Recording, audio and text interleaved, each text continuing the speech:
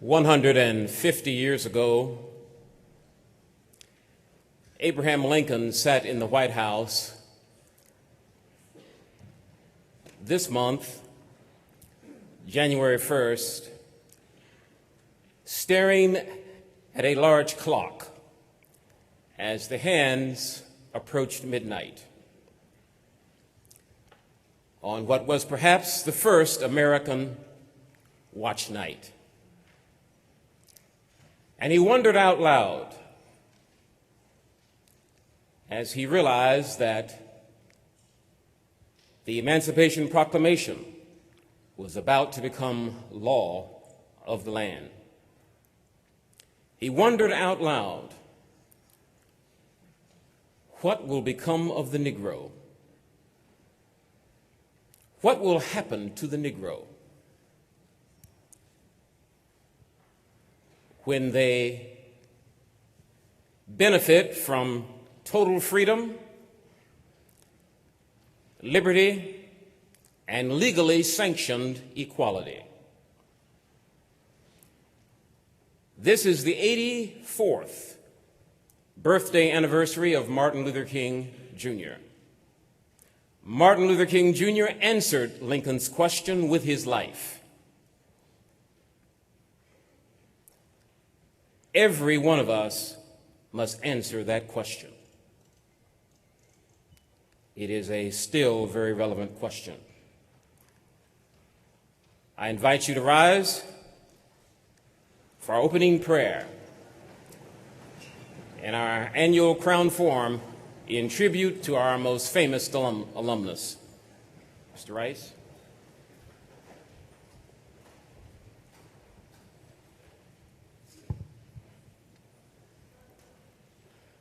Let us unite our hearts in prayer.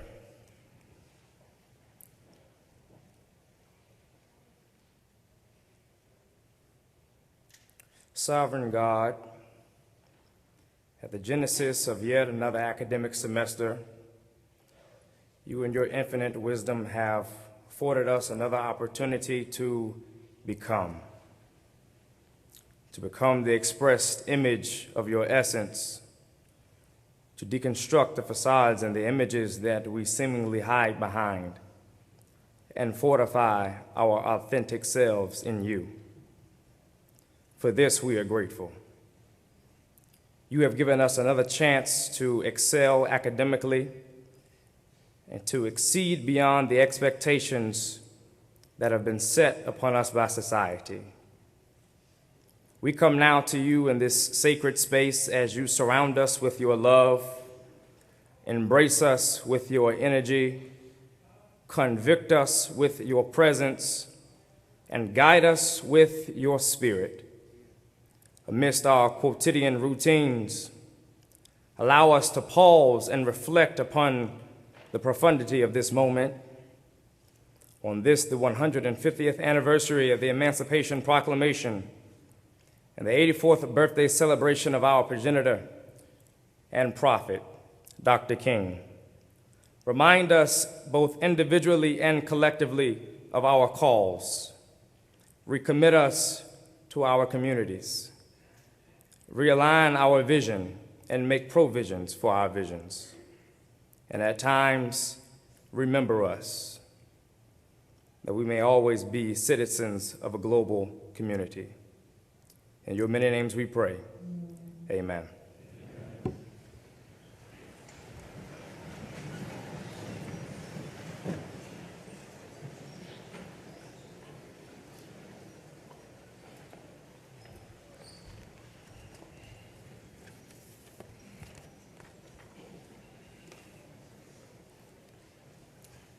Good morning. It is time for us to end our love affair with yesterday. Sometimes it seems that we are so preoccupied with the past that we miss magical, marvelous, meaningful, matchless, magnificent, majestic moments right here in our present. I believe if Dr. King could stand before us today, he would ask, what are you doing with your life And what are you doing with your time?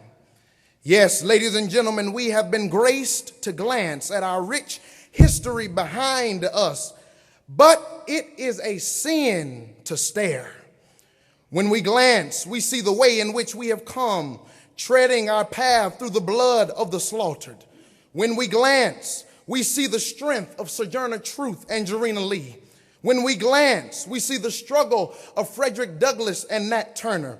When we glance, we see the scars of Fannie Lou Hamer and hear the speeches of Malcolm X. When we glance, we see the Reverend Dr. Martin Luther King Jr., who became a Morehouse student at the age of 15, graduated at the age of 19, had a PhD by the age of 26, and dead by the age of 39. When we glance, we see Congress passing the Civil Rights Act of 1964 and the Voting Rights Act of 1965. We have been graced to glance, but it is a sin to stare.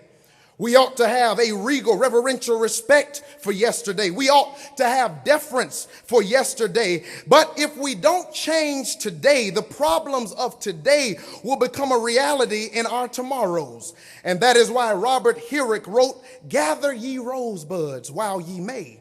Old time is still a-flying, and this same flower that smiles today, tomorrow will be dying." It means carpe diem, seize the day, use today, work today, grow today, find treasure in today. We have always fought for civil rights, but there are new fights today.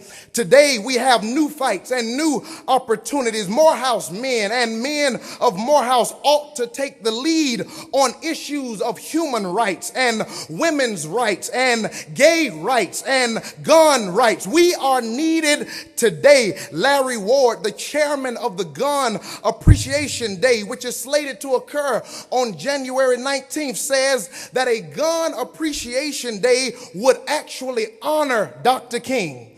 To say that is to spit on the legacy of Dr. King. Dr. King was killed by a gun and fought for nonviolence until the day of his death. We are needed today. Yes, we are graced to glance, but it is a sin to stare. All greatness is not in the cemetery. We have treasures and powerful leaders in our midst. I know you've heard of Dr. Benjamin Elijah Mays, but have you met Devin Jerome Crawford?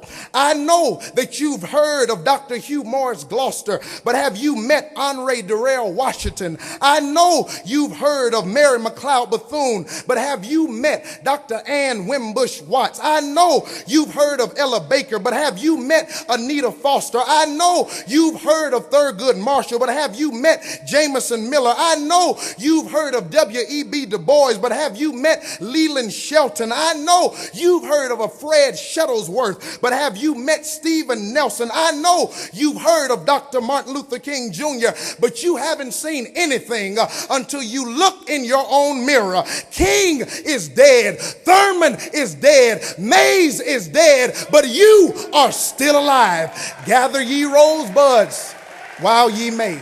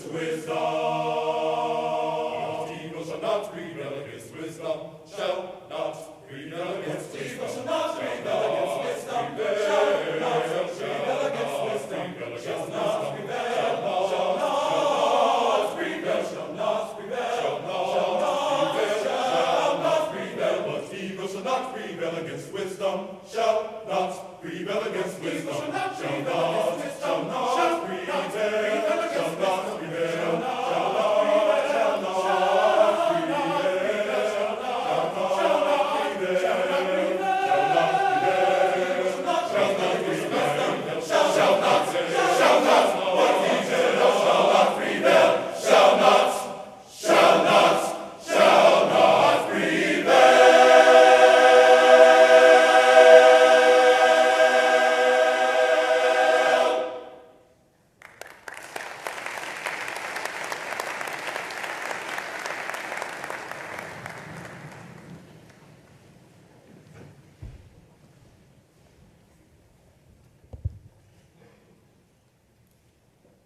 in most of my appearances in this space, I've followed the Glee Club for some strange reason. I don't know whose idea of programming that corresponds to, but we hear such wonderful sounds out of that group. And we take it for granted because we hear it every year. But I just want to recognize, as they deserve, that the Glee Club is one of the world's greatest musical ensembles. And Dr. Morrow, we want to thank you for the quality of what we hear from that Glee Club year in and year out.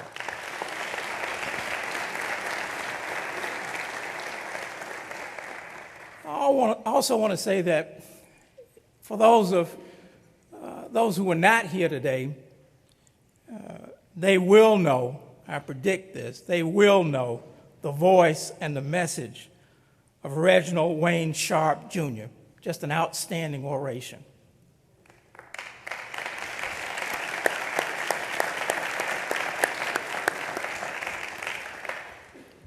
Men of Morehouse, faculty, staff, friends, and special guests, it's my pleasure to introduce this morning's speaker, Dr. Orville Vernon Burton. Dr. Burton, who is a native of Georgia and a graduate of Furman University, earned his doctorate in American history from Princeton University. Currently, Dr. Burton serves Clemson University in 3 capacities: University Distinguished Professor of Humanities, Professor of History and Computer Science, and Director of the Clemson Cyber Institute. Prior to joining Clemson, he was the Burroughs Distinguished Professor of Southern History and Culture at Coastal Carolina University and the founding director of the Institute for Computing in the Humanities, Arts, and Social Science at the University of Illinois. At the University of Illinois, he is also Emeritus University Distinguished Teacher, Scholar, University Scholar, Professor of History and African American Studies and Sociology. A scholar and teacher of the first rank, Dr. Burton is the author and editor of 16 books and more than 200 articles. He was presented the Chicago Tribune Heartline Literary Award and has been selected for the Book of the Month Club, the History Book Club, and the Military Book Club. 2 of his most noted works, The Age of Lincoln and In My Father's House, published in 2007 and 2008 respectively, were nominated for the Pulitzer Prize. As a teacher, Dr. Burton was selected as the 1999 U.S. Research and Doctoral University Teacher of the Year by the Carnegie Foundation and the Council for the Advancement and Support of Education. The American Historical Association presented him its Eugene Asher Distinguished Teaching Prize, and he was selected as an Organization of America Historians Distinguished Lecture. Our speaker is the recipient of fellowships, honors, and grants from the Rockefeller Foundation, the National Endowment of the Humanities, the National Science Foundation, the Carnegie Foundation, and the U.S. Department of Education, just to name a few. His intellectual interests lie in the South, with special emphasis on race relations and the intersection of humanities and the social sciences. Please join me in giving a Morehouse welcome to one of the country's leading historians on the Civil War era, Dr. Orville Vernon Burton. Dr. Burton.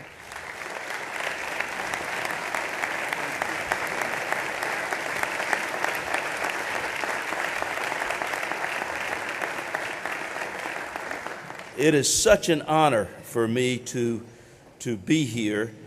You cannot imagine. I am a great fan of Morehouse College, an extraordinary fan of Dr. Benjamin Mays, who's from my hometown of 96, South Carolina. One of the great tragedies of segregation, an era I grew up in, is that I did not know Dr. Mays, who came regularly to 96 to visit his family. And it was not until my senior year, in fact, at Vernon during Religious Emphasis Week, when he came to speak there, that I met him and we became lifelong friends. Now, I thought that when I once spoke after Dr. Mays in a church that's named for him now in 96, South Carolina, that there would be the hardest act I have ever followed. But I think this might be it. What a tremendous oration and prayer and this music. So I am truly humbled, and I'm afraid you're sort of downhill in some ways from here after what you've heard. But Stephen Colbert, in the Colbert Report, said that in rewriting history is a good thing because we can make it better. He recommends that now that an African American is president, we can say that slavery never existed. Now, though done in humor, there are indications that in the court of popular opinion, as well as with some justices on the Supreme Court, this is some degree happening. The Chicago Tribune asked, does the election of a black president mean racism is no longer a factor in American politics? And are civil rights laws outdated in the age of Obama? That article examined legal briefs challenging the constitutionality of a section of the Voting Rights Act of 1965. Echoing traditional states' right rhetoric that was used to defend slavery, segregation, and disfranchisement, Chief Justice Roberts wrote that the Voting Rights Act also differentiates between the states, despite our historic tradition that all the states enjoy equal sovereignty. Now, unlike the Earl Warren Court, which upheld the equal protection of individuals against racial discrimination was one of the principal duties of the U.S. Supreme Court, the Roberts courts argued that the court's role is more to protect the rights of the states to deal with voting as they wish. Justice Roberts continued in a not-so-veiled threat to overturn the Voting Rights Act. In a later case, he stated, whether conditions continue to justify such legislation is a difficult constitutional question we do not answer today. And the Tribune seems to agree on the grounds that Obama's election heralds the emergence of a colorblind society in which special legal safeguards for minorities are no longer required. I think we know better than that. Now, much of my time this past summer was spent as an expert witness against the South Carolina voter ID law. History plays a major role in how to interpret voting rights. The work of Martin Luther King Jr. helped bring about the Voting Rights Act of 1965. Today, however, if opponents cannot deny the right to vote, they can try to obstruct the ability to vote. Now, I was a historian of the American South for 34 years at the University of Illinois. I wrote a book on Abraham Lincoln, The Age of Lincoln, moved back home, and discovered that, in fact, people don't like Lincoln very much down here, even though I argued he was a Southerner. When I returned home, I wanted to come back to make a difference in the tradition that my hero, Ben Mays, had, who I believe is the single greatest person to ever come out of South Carolina.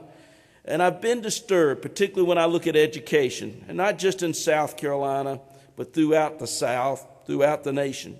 There's only so many bricks that can be laid, so many yards can be tended, so much wire can be pulled. We are now in a transition, just as in the age of Lincoln, people were moving from a farming society, an artisan craftsman society, to an age of manufacturing. We're now moving from a manufacturing society to a knowledge-based society, and we face an extraordinary crisis in education today. My study of Lincoln and emancipation leads very directly to the relationship between freedom and education. Thomas Jefferson wrote that if a nation expects to be ignorant and free in a state of civilization, it expects what never was and never will be. In the mid-1800s, when reformers began a push for better higher education, they saw the need for colleges to offer practical knowledge and more science in this developing democratic republic. Darwin's The Origin of the Species appeared in 1859, which is the same year that President Buchanan vetoed a bill calling for land-grant colleges. It was 3 years later, in the midst of a terrible civil war, that President Lincoln signed acts instituting the Morrill Act and the National Academy of Sciences, an American way of saying that we're moving into a new age of inquiry. In the 19th century, land-grant colleges were called people's colleges, they were called farmers' colleges, and they were called democracy's colleges. That's a title I love, and one I think describes what education is really all about. And I believe we need to claim that mantle again. Certainly that is what Dr. Mays did for Morehouse, and through the Morehouse men helped change America for the better. Whether at the elementary, secondary, or college level, such as at Morehouse, today we need the kind of leadership that gave us land-grant colleges. Lincoln's leadership was often questioned by his contemporaries because he thought things through before taking action. In the autumn of 1862, Lincoln moved from hesitation to boldness on a decision of momentous consequence, a decision on emancipation that he had been contemplating for some time. Tens of thousands of African Americans have been walking away from slavery as soon as the Union forces came close, and their journey toward freedom caused enormous headaches for military administration at all levels. Soldier bureaucrats created a crazy patchwork of conflicting, shifting policies as they attempted to deal with local situations that were becoming more complicated and more dire with every passing week. Even Southern newspapers realized that whenever a Yankee army has appeared, practical emancipation has followed. Because Lincoln did not find the war about slavery, but about preserving the Union, some have argued that Lincoln was not anti-slavery and the Emancipation Proclamation was only a desperate wartime measure. People often ask now, why did Lincoln just not let South Carolina and the South go? What was so great about preserving the Union? What did it matter? And many suggested that he let them go. I think you have to put this in perspective. You start, in fact, with Lincoln calling it the last best hope. And here's what he meant by that. Why do you preserve the Union? He had been poor. I mean, it is not true that he actually built the log cabin with a dirt floor he was born in, but he was born in a log cabin with a dirt floor. And he had rose because of democracy and American opportunity. You began with the American Revolution and then the French Revolution with the idea that men, excluding women, but men could govern themselves away from monarchy. And then you have the number of little republics, particularly in Latin America, and democracies that are formed with this idea of democracy and republics that are spreading. But Napoleon comes about in France, of course, and puts a monarch back on the throne. The revolutions of 1848 all fail.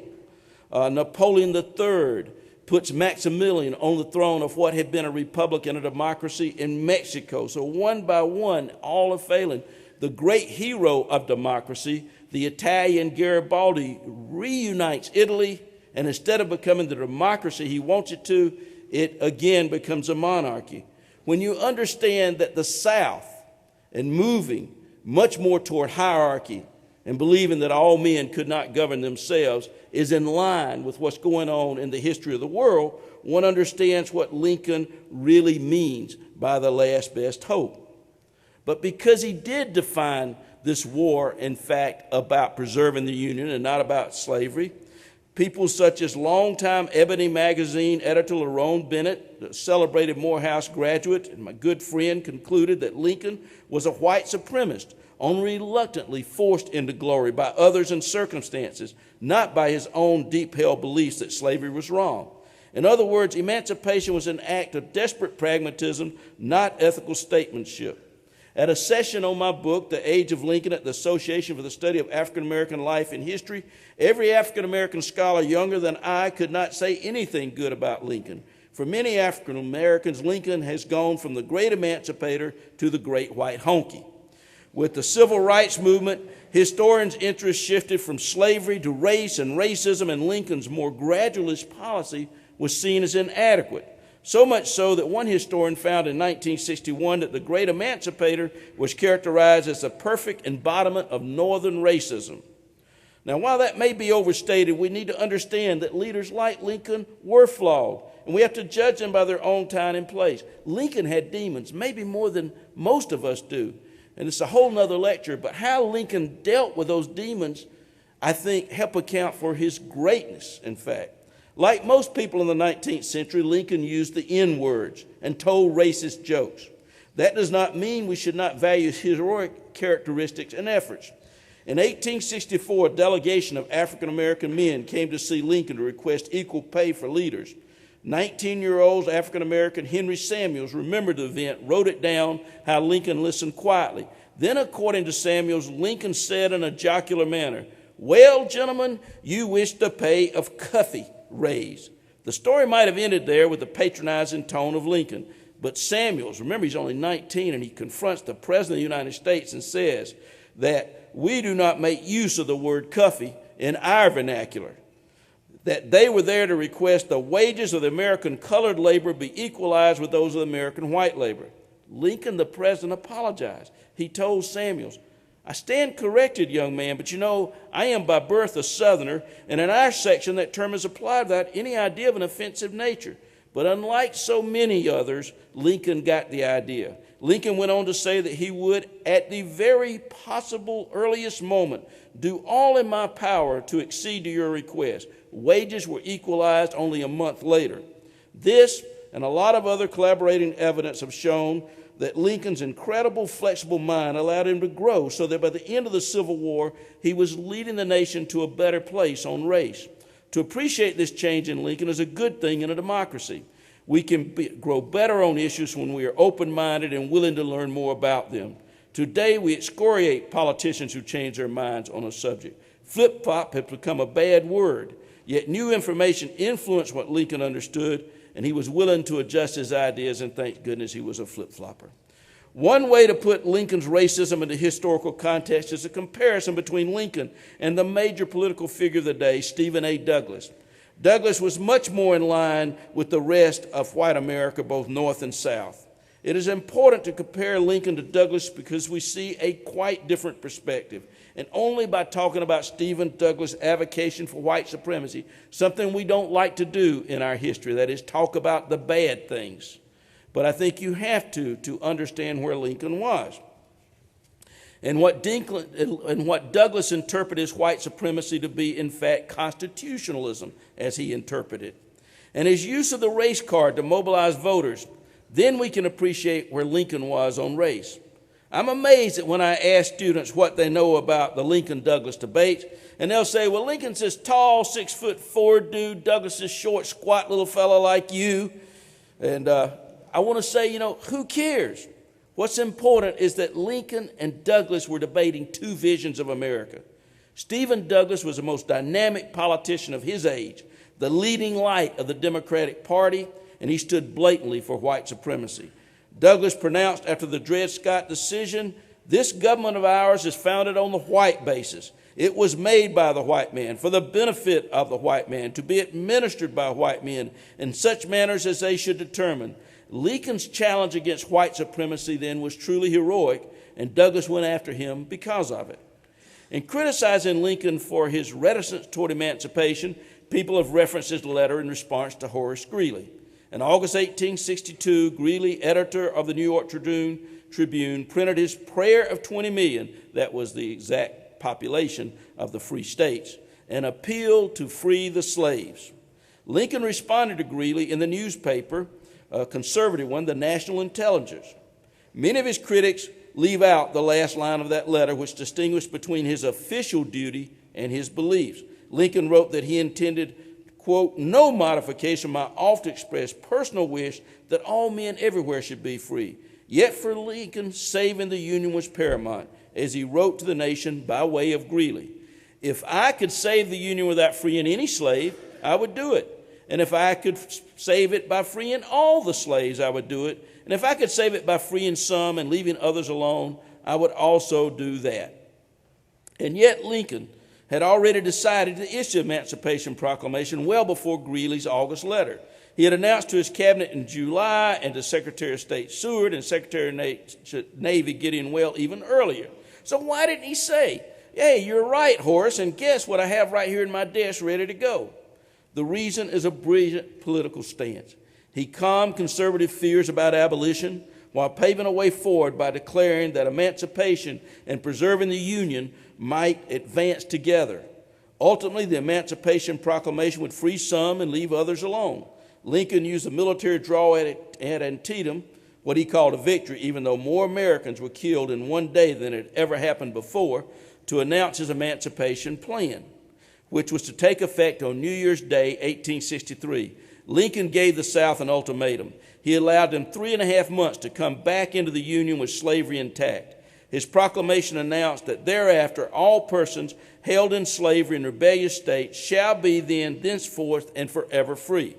The Emancipation Proclamation was not effective in Confederate-held territory because the U.S. Army was not in a position to enforce it, and it did not cover enslaved workers held by loyal slaveholders in the Union border states.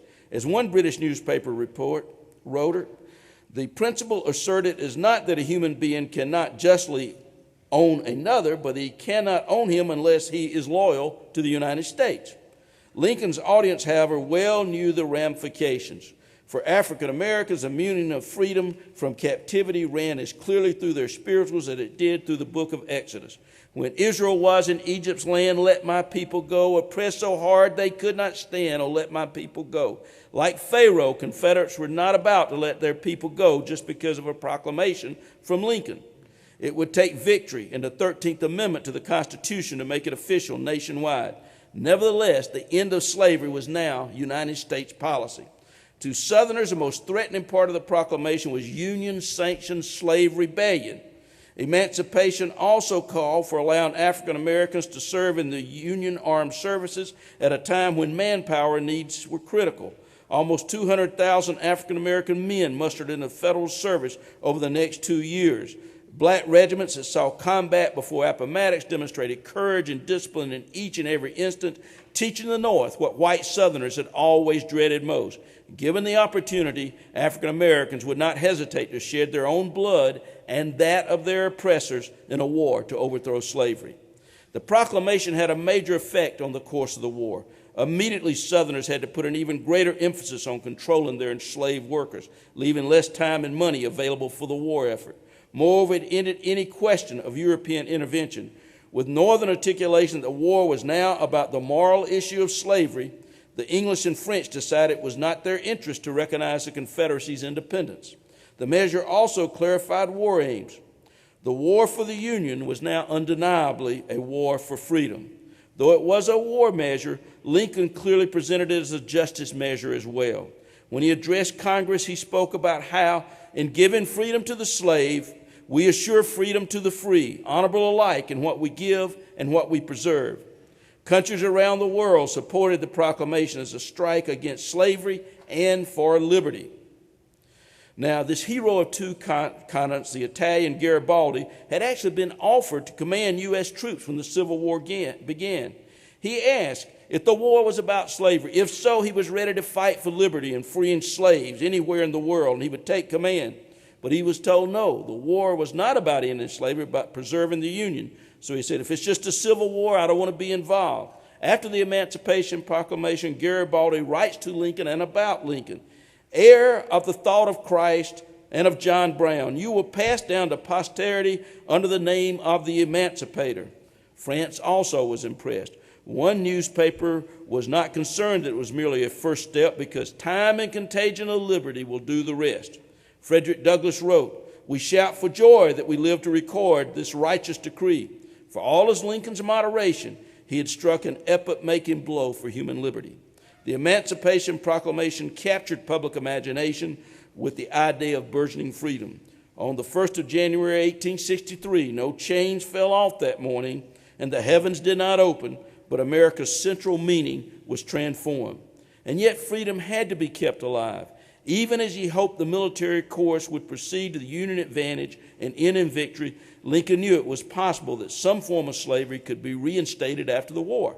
The first step was the 13th Amendment, passed by the Senate and the House of Representatives, and for the first time ever, a president signed that amendment. That is how committed Lincoln was to the 13th Amendment. And Congress resented it, actually passed a resolution condemning him for doing it. And of course, it was adopted after Lincoln's death on December the 6th, 1865. Slavery was gone, but Lincoln knew a meaningful vote was necessary to protect one's freedom. He actually was killed for that idea, not the Emancipation Proclamation. When Grant accepted Lee's surrender, Lincoln delivered a speech from the White House balcony to the gathering crowd. He spoke about the need for citizenship for the valiant African Americans who fought for the Union. One listener at this speech, John Wilkes Booth, read his darkest fears into Abraham Lincoln's vision and told his companion, that means the N-word citizenship. Now, by God, I'll put him through. This is the last speech he will ever make. 3 days later, Lincoln was shot. Lincoln's advocacy for voting rights for African-American soldiers are logical extensions of the arguments presented in the Emancipation Proclamation and at his Gettysburg Address in November 1863 precipitated the murder. Before the Gettysburg Address and the Emancipation Proclamation, both of them are documents of freedom, and you have to read them together. You cannot see where Lincoln was going unless you take the Emancipation Proclamation and put it with the Gettysburg Address as he tries to explain what he's doing here. While the language of the Emancipation Proclamation dug deep into legal, contractual, logical reasoning, the Gettysburg Address soared. Lincoln wanted to capture the heart of the whole country, to move beyond a war measure, a legal document proclaiming that slavery was no more. He wanted to redefine the meaning of freedom. The Gettysburg Address held the grandeur and emotion of poetry. The Emancipation Proclamation spoke in legalese. A simple tool, a word cloud, actually illustrates the comparison here. And I have some examples. A word cloud shows the number of times. Okay, I think it's right. Yeah. The word cloud shows the number of times certain words are used, and the more times it's used, the larger the size and prominence in the word cloud. It basically counts words. But of course, words hold meaning, and so accounting highlights concepts. This is the Gettysburg Address. The first example here shows a word cloud generated from the Gettysburg Address. The word used here most is dedicated, a word with immense religious significance, and a word Lincoln heard often in the churches he attended with his wife, Mary. Consecrated, hallowed, and devotion all share these same religious connotation, while nation is the second most used. Comparing this word cloud with one generated from the text of the Emancipation Proclamation offers some analysis of how Lincoln used particular words on the two different occasions. Whoops, I cut it off, I guess. All right. This is Emancipation Proclamation. In this visualization, there are very different kinds of words. The words are more legalistic. One does not see the dedicate, devotion, or nation. The Emancipation Proclamation highlights words like rebellion, necessary, authority, and designated, all of which are about establishing the legitimacy of Lincoln's order. By looking at this word cloud, it becomes clear the Emancipation Proclamation emphasizes persons, and also persons' Gettysburg Address. Overshadowing the words of the Emancipation Proclamation's image, though, are the words United and States, with states significantly larger. Whereas the Gettysburg Address uses nation, the Emancipation Proclamation refers to the United States. While this could simply be a legalistic decision over a more emotive one, Lincoln's word usage in the Emancipation Proclamation is more authoritative. There is a subtle but important difference between these two documents. And the next one, let's hope we can, there we are. These are two. On one, you have, in fact, a huge corpus, 5 volumes of the collected Lincoln works. And the one at the top on the left are all the words that Lincoln uses from his inauguration, March 4th, 18, until the Gettysburg Address. The other one is a word cloud from the Gettysburg Address until his last speech. Some visualization here, I think, highlights some interesting comparisons. One would expect the word slavery to be used much more before the Emancipation, and that's clear here. Noteworthy is Lincoln's use of the words United and States. They're prominent in both word clouds, but in the earlier writing, states is much larger than united. And in those from the Gettysburg Address, the two are much closer in size. And the word new takes special significance. These word clouds suggest there is a shift in emphasis for Lincoln, beginning with the Emancipation Proclamation and the Gettysburg Address with its articulation of a new birth of freedom. Now, while Lincoln believed that the Emancipation Proclamation was, quote, the central act of my administration, the great event of the 19th century, and he said if he would be remembered for anything, it would in fact be for the Emancipation Proclamation. I actually argue in the age of Lincoln that it's Lincoln's understanding of liberty and what he did with liberty for the United States and the world that is the greatest legacy of the 19th century. And that Benjamin E. Mays and in fact Martin Luther King Jr. understood this meaning of liberty that was transformed under Lincoln is so significant. Lincoln revolutionized personal freedom in the United States by assuring that it was protected by law. Basically, Lincoln inserted the Declaration of Independence, which I see as our mission statement, into our rule book, the Constitution. Part of the legacy of Lincoln is this new birth of freedom, and it involves a redefinition of the role of government in securing liberty. Prior to the Civil War, we the people wanted freedom from government. The Bill of Rights protected the people from governmental powers. Amendment 1 begins, Congress shall make no law respecting. The 14th and 15th Amendments adopted after Lincoln's assassination, but which are part of his legacy, revolutionized personal freedom in the United States by assuring that it was protected by law. The Reconstruction Amendments state that Congress shall have power to enforce. Lincoln institutionalized positive liberty. His legacy includes emancipation, but builds upon it by specifying in the United States Constitution equal citizenship and voting rights. Emancipation was a successful and lasting revolution brought about by the actions of African Americans, the courage of black and white abolitionists, and the convictions of Abraham Lincoln. From Benjamin Butler's refusal at Fort Monroe, Virginia, to return a fugitive from slavery, through the Confiscation Acts of Congress, Lincoln's Emancipation Proclamation, and the 13th Amendment, emancipation succeeded. The goal of reconstructing government on racial equality, while never predestined for failure, was far more wide-ranging.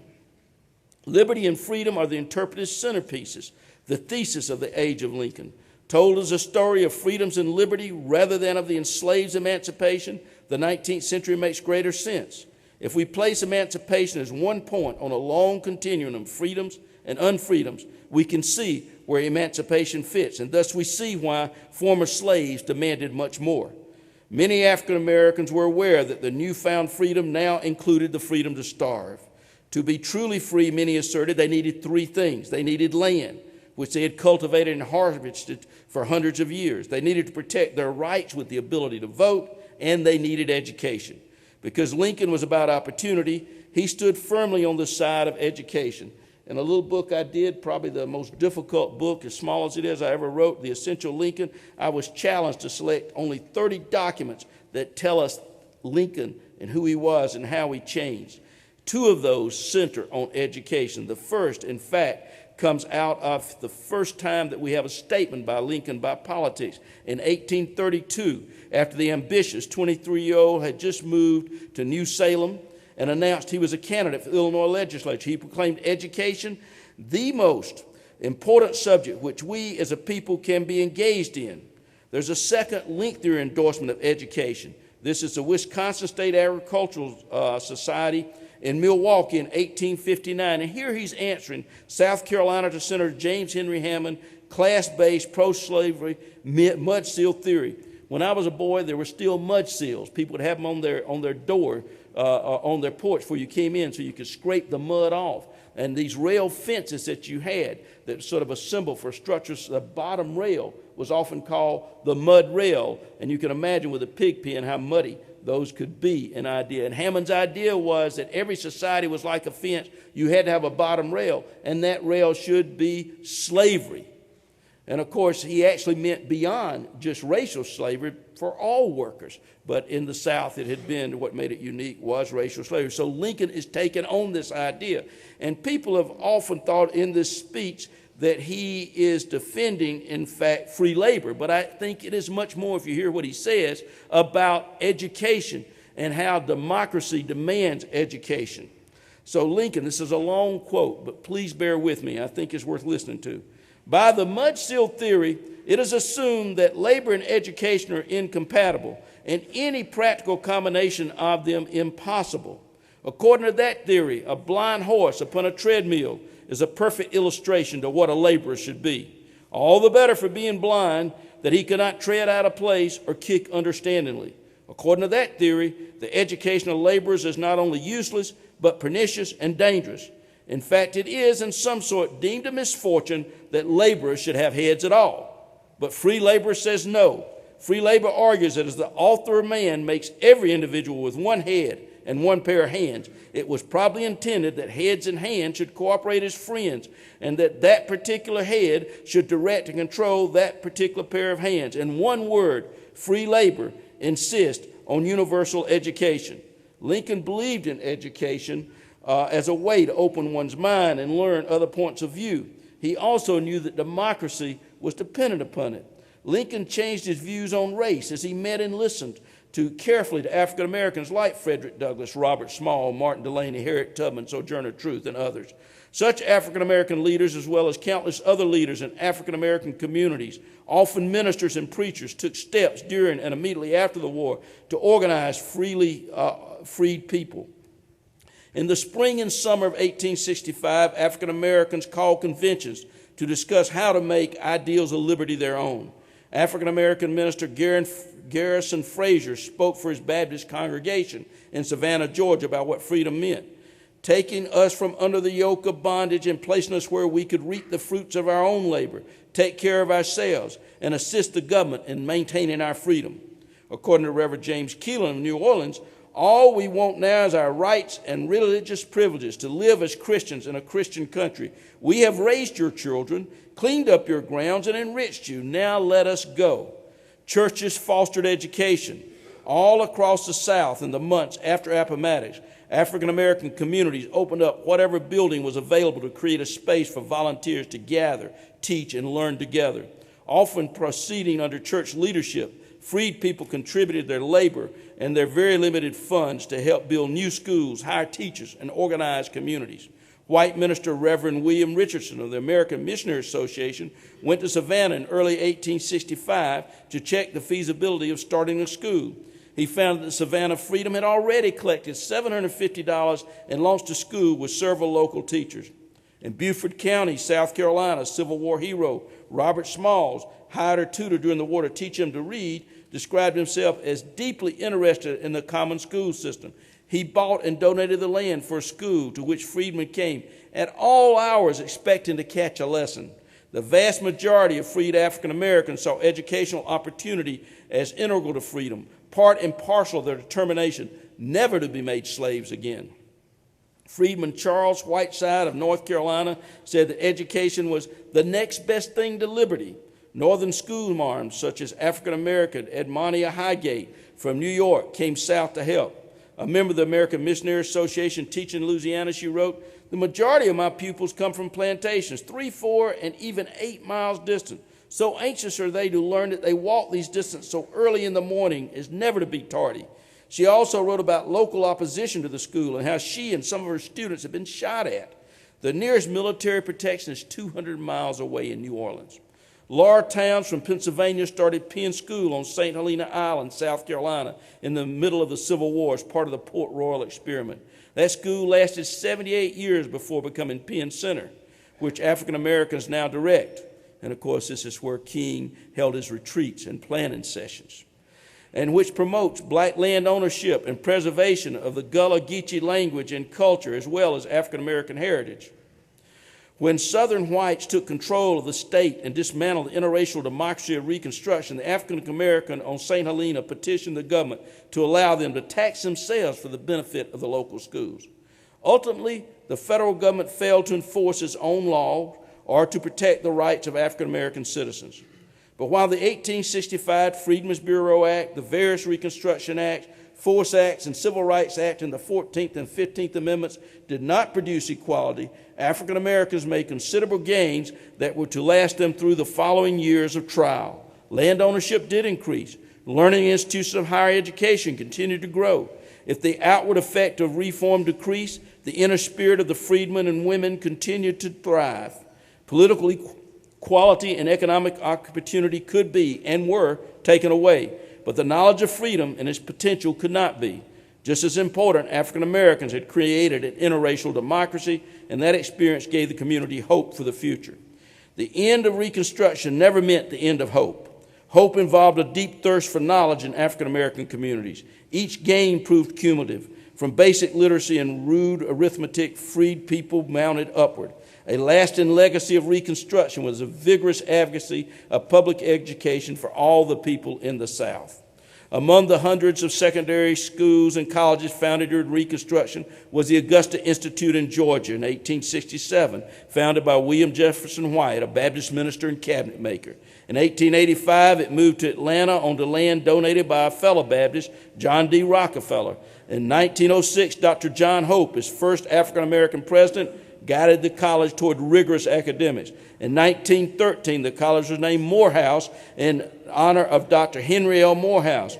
Morehouse and other religious institutions grew to be prestigious academies that support a vision of higher education beyond the agricultural and vocational skills as advocated by Booker T. Washington. Dr. Benjamin Eliza Mays, who became president of Morehouse in 1940, was mentor to thousands of students, among whom was Martin Luther King Jr. And Dr. Mays told me over and over again how proud he was of the fact that of all ethnic groups, of all different groups in America, African Americans listed education as what counted most in terms of social status. That's something that he was really proud of, and I think it's something we need to think about. It was 100 years after the Emancipation Proclamation that Martin Luther King Jr. gave his famous speech at the Lincoln Memorial on August 28, 1963. In what we call the I Have a Dream speech, he evoked Lincoln. 50 years ago, a great American, in whose symbolic shadow we stand today, signed the Emancipation Proclamation. This momentous decree came as a great beacon light of hope to millions of Negro slaves who had been seared in the flames of withering injustice. King, of course, was fighting the system of white supremacy that denied African Americans their citizenships and their voting rights. In honoring the legacy of Dr. Martin Luther King Jr. at the sesquicentennial of the Emancipation Proclamation, we need to reflect on the meaning of freedom today. There's been progress yet, but the call for justice and equality that was part of Lincoln's unfinished business remains unfinished today. And I just want to do a quick conclusion from the age of Lincoln and be very brief with this. Lincoln recast America's purpose, and his call for a new birth of freedom came to fruition in new amendments to the Constitution, none of which was inevitable, all of which promised to embrace an equality of opportunity that transcended any particular exclusionary right. Under rulings that touted separate but equal, the U.S. Supreme Court put to rest those millennial schemes of equality. Nevertheless, the 13th, 14th, and 15th Amendments would continue to promise freedom from slavery, equal protection under the law, and the right to vote. Even as the darkness of the nadir began to settle over the land, a handful of believing blacks and a smaller number still of trusting whites put their faith in the law and continued to work on redrawing freedom's boundaries. In the passing of the age, Americans gave up old dreams of heavenly perfection and enshrined new hopes of material progress, incremental, tangible, calculable in dollars and dimes, full bellies, and fine clothes. In place of noble statesmen and great leaders, they trumpeted clean hands and efficient administration. In place of pure hearts, gentle spirits, and feminized conscience, they held up manly toil, stoic endurance, and the virtue of struggling self-interest. But in the American mind, the Civil War itself never truly ended. It was transmuted to a romantic memory, the stuff of elaborate weekend rituals, of bloodless battles during which no contraband crossed enemy lines at risk of life. It flowered into a national pastime for vacationing families that took in the emotional majesty of Little Round Top and Cemetery Ridge without making sure to wrestle likewise with untold lynchings across America. Whether found in the shock of a geneticist discovering slaves in one's family or in the waste of New Orleans' devastated Ninth Ward, the war is with us still, as myth and reality both. Just as in the age of Lincoln, moral choice, democratic citizenship, and equality still mingle. Determined that the thing can and shall be done, wrote Abraham Lincoln, and then we shall find the way. Thank you very, very much. Thank you. Thank you very much. Thank you. It was such an honor to be here with you.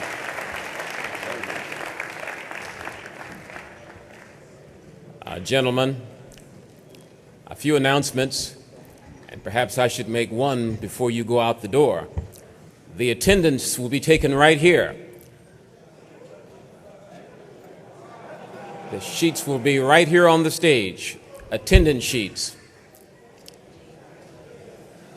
One moment, please. Dr. Watts is trying to get my attention. Hold on. Yes, ma'am?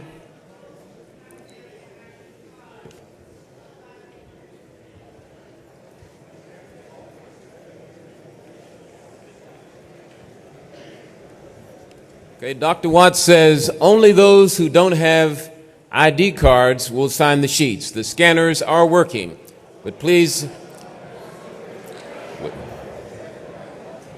we're not dismissed. I have some announcements for you, and we have some guests I want to introduce. There's an opportunity for some of you who wish to travel abroad free, and also to travel there with a stipend as a gift. You may do this by competing in an essay contest sponsored by the King Collection Office. The deadline for the essay is February 25. You would write on Martin King's letter from the Birmingham jail. Read and analyze the letter, reflect upon the relevancy of his ideas, key themes and issues that resonate therein, continuities and disjunctions between the issues that King and his generation faced and those that you face today. If you're interested in competing, you can pick up the forms in the Leadership Center where the King Collection Office is located.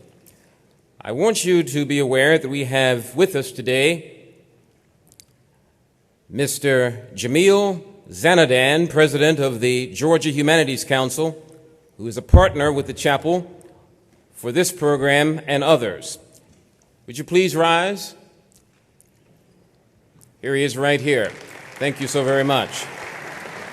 We also have with us Miss Jackie Royster, Dean of the Ivan Allen College of Liberal Arts at Georgia Tech Institute of Technology. Would you please rise?